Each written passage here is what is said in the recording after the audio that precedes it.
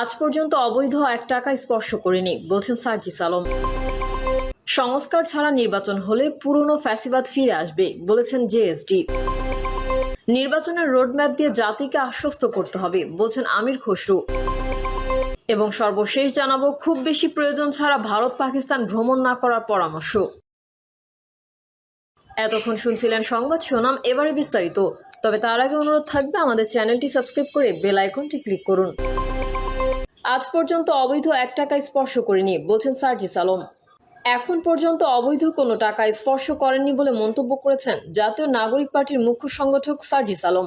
একই সঙ্গে অনৈতিক কোনো সুপারিশকে প্রশ্রয় দেননি বলে দাবি করেছেন তিনি। সার্জিস আলম বলেন, এটি আমার কাছে অভ্যুত্থানের রক্তের কমিটমেন্ট, আমার নিজের সঙ্গে নিজের কমিটমেন্ট। সার্জিস পোস্টে বলেন, কয়েকদিন আগে সোশ্যাল মিডিয়ায় আমার বিরুদ্ধে বেশ কিছু অপপ্রচার, মন গড়া তথ্য, ভিত্তিহীন অভিযোগ চোখে পড়েছে। শুধুমাত্র একটি ক্ষেত্রে কমেন্ট রিপ্লাই করেছি, বাকিগুলো এড়িয়ে গিয়েছি। যে অভিযোগগুলোর সাথে দূর দূরান্ত আমি আমার কোনো সম্পর্ক খুঁজে পাইনি, সেগুলোর ক্ষেত্রে নিজের অবস্থান পরিষ্কার করা কিভাবে সম্ভব? বরং পেছনে লেগে থাকা শত শত প্রোপাগান্ডা মেশিনের দিকে মনোযোগ না দিয়ে আমরা কাজের দিকে ফোকাস দিতে চাই।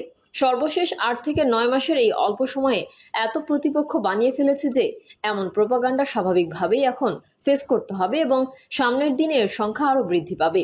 এটাই স্বাভাবিক। খারাপ লাগার বিষয় এটাই যে কেউ একজন একটা লেখা লিখলো কিংবা কোনো একটা নিউজে একটা লেখা এলো, এটাকেই অনেকে সত্য মনে করে সেই অনুযায়ী জাজমেন্ট শুরু করে। অভিযুক্ত আর দোষী এক বিষয় নয়। একটা অভিযোগকে সত্য মনে করার পূর্বে আদৌ তার সত্যতা আছে কিনা, কিংবা যিনি লিখেছেন তার অন্য কোনো উদ্দেশ্য আছে কিনা, কিংবা অন্য কোনো ব্যক্তিকে কেন্দ্র করে কোনো লেখা পর্দার অন্তরালের কোনো গেম প্ল্যানের অংশ কিনা সেগুলো যাচাই করাটা গুরুত্বপূর্ণ।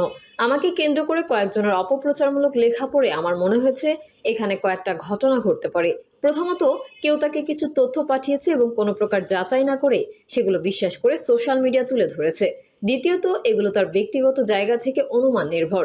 তৃতীয়ত, কোনো কিছু হাসিলের লক্ষ্যে উদ্দেশ্য প্রণোদিতভাবে এই লেখা লিখেছেন, অথবা রাজনৈতিক ইকুয়েশনকে সামনে রেখে ইচ্ছাকৃতভাবে প্রশ্নবিদ্ধ করার চেষ্টা করছেন। পরের দুটি উদ্দেশ্যকে সামনে নিয়ে যারা লেখেন তাদের সাথে কথা বলে খুব একটা লাভ নেই, কারণ অসৎ উদ্দেশ্যকে সামনে রেখে এটা তারা করবেই।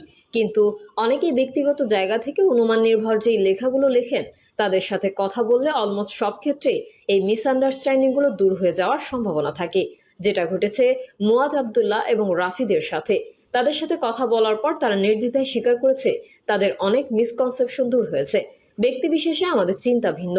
কোনো একটা বিষয়কে একজন ব্যক্তি তার ব্যক্তিগত অভিজ্ঞতার আলোকে যেভাবে দেখবে, আমার ব্যক্তিগত অভিজ্ঞতা, পূর্ববর্তী প্রেক্ষাপট এবং বাস্তবতার পরিপ্রেক্ষিতে আমি সেভাবে নাও দেখতে পারি। সে যেমনভাবে ভাবছে ঘটনা তেমন নাও হতে পারে। স্থানকাল পাত্রভেদে একই বিষয়ের পারসেপশন বিভিন্ন ব্যক্তির কাছে বিভিন্ন হতে পারে। গাজী সালাউদ্দিন তানভীরের সঙ্গে আমার একক এবং অতি সম্পৃক্ততা তুলে ধরার চেষ্টা করেছেন এবং তাকে আমার আত্মীয় হিসেবে দেখিয়েছেন। প্রথমত, তিনি আমার আত্মীয় নন। অভ্যুত্থানের পরেই তার সঙ্গে আমার এবং আমাদের পার্টির একাধিক জনের প্রথম পরিচয়। আমার সঙ্গে তার যতটুকু পরিচয় ও সম্পর্ক রয়েছে, আমার পার্টির একাধিক জনের সঙ্গে তার ততটুকু কিংবা তার চেয়ে বেশি পরিচয় ও সম্পর্ক রয়েছে। পার্টি গঠনের সময় অনেকের নাম পার্টিতে আসার ক্ষেত্রে প্রস্তাব করেছিলেন, তেমনি পার্টিতে আসার ক্ষেত্রে একাধিকজন তার নাম প্রস্তাব করেছিলেন এবং অন্য সবার মতো একই প্রক্রিয়া অনুসরণ করে তাকেও নেওয়া হয়েছে। সংস্কার ছাড়া নির্বাচন হলে পুরনো ফ্যাসিবাদ ফিরে আসবে বলছেন জেএসডি। বিদ্যমান শাসন ব্যবস্থা সংস্কার না করে নির্বাচন অনুষ্ঠিত হলে দেশে পুরনো ফ্যাসিবাদ ফিরে আসার আশঙ্কা প্রকাশ করেছে জাতীয় সমাজতান্ত্রিক দল জেএসডি। একই সঙ্গে দলটি মনে করে জাতীয় সনদ আগামী প্রজন্মের জন্য একটি গুরুত্বপূর্ণ দলিল হিসেবে কাজ করবে। শহীদউদ্দিন মাহমুদ স্বপন তার বক্তব্যে বলেন, বিদ্যমান রাজনৈতিক বন্দোবস্তের উপর দাঁড়িয়ে একটি নতুন রাষ্ট্র বিনির্মাণ করা সম্ভব নয়।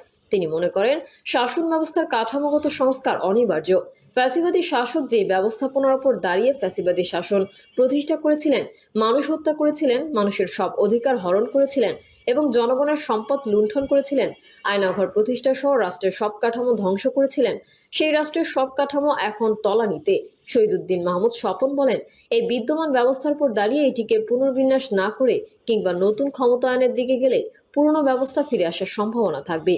জাতীয় সনদ তৈরির উদ্যোগকে যৌক্তিক ও কার্যকর মন্তব্য করে স্বপন বলেন, জাতীয় সনদ তৈরির জন্য যে কাজগুলো হচ্ছে তা আজ, আগামীকাল এবং ভবিষ্যৎ প্রজন্মের জন্য ঐতিহাসিক দলিল হিসেবে সংরক্ষিত থাকবে। তিনি বলেন, তারা যতটুকু ঐক্যমত্য তৈরি করতে পারবে সেটি স্থায়ী হবে। তবে আগামী প্রজন্ম রাষ্ট্রকে পুনর্নির্মাণ করার জন্য নতুন ধারণা তৈরি করার ক্ষেত্রে এই দলিল থেকে সহায়তা নিতে পারবে। শহীদউদ্দিন মাহমুদ স্বপন মনে করেন, রাজনৈতিক দলগুলোর ন্যূনতম ঐকমত্যের ভিত্তিতে জাতীয় সনদ তৈরি করা দরকার। নির্বাচনের রোডম্যাপ দিয়ে জাতিকে আশ্বস্ত করতে হবে, বলছেন আমির খসরু।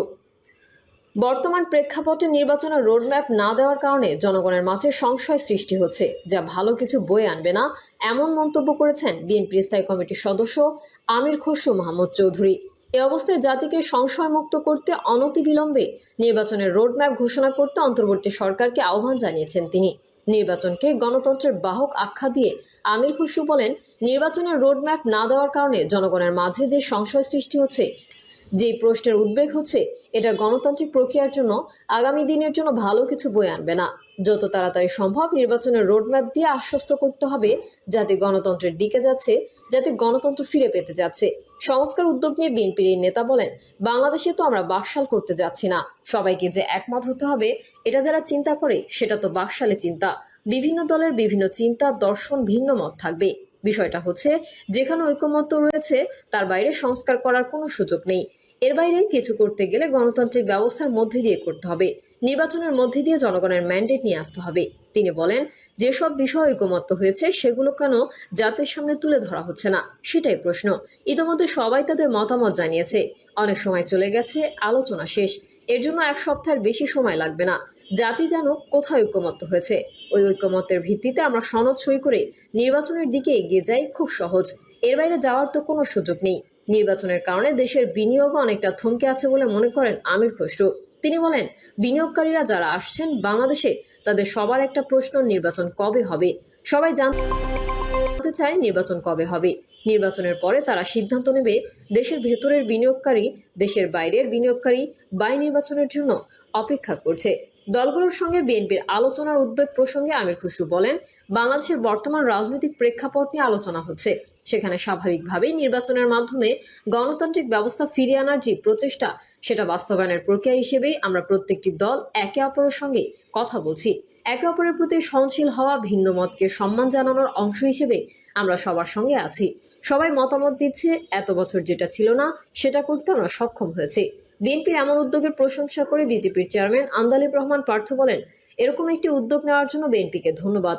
আমরা সবাই উপলব্ধি করি, বাংলাদেশ গত 16 থেকে 17 বছরে কোনো নির্বাচন হয়নি। 2014 থেকে দেশের মানুষ কোনো ভোট দিতে পারেনি। মানুষের আকাঙ্ক্ষা নির্বাচিত জনপ্রতিনিধিদের মাধ্যমে তাদের সমস্যার সমাধান করা। বাংলাদেশের মানুষ তাকিয়ে আছে একটা নির্বাচনের জন্য।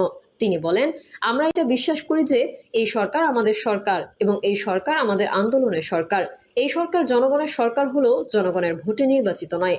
আমরা সবসময় এই সরকারের পাশে ছিলাম, ভবিষ্যতেও থাকব। নির্বাচন ও সংস্কার প্রসঙ্গে পার্থ বলেন, সংস্কার আমরা সবাই চাই, কিন্তু সংস্কারের নাম করে নির্বাচন যদি পেছানো হয়, দেশ অনিশ্চয়তার দিকে যায়। এমন অনিশ্চয়তার দিকে দেশকে সরকার ঠেলে দিতে পারে না। নির্বাচনের রোডম্যাপ সুনির্দিষ্ট থাকতে হবে। তিনি বলেন, আমরা কোনোভাবেই চাই না এই সরকার ব্যর্থ হোক। আমরা চাই জনগণের ইচ্ছার প্রতিফলন ঘটুক। কোনো সংস্কারের নামে যাতে কালক্ষেপণ না হয়, যাতে নির্বাচন নিয়ে দেশের মানুষের মধ্যে অনিশ্চয়তা দেখা দেয়। ডিসেম্বরের আগেই নির্বাচন দেওয়া সম্ভব। রোডম্যাপ মনোযোগী হওয়া উচিত সরকারের। প্রিয় দর্শক, এই ছিল এখনকার সর্বশেষ সংবাদ। আপডেট ও সংবাদ পেতে চ্যানেলটি সাবস্ক্রাইব করে বেল আইকনটি ক্লিক করুন। কমেন্টে আপনার মতামত জানিয়ে আমাদের সাথেই থাকুন। ধন্যবাদ সবাইকে। আল্লাহ হাফেজ।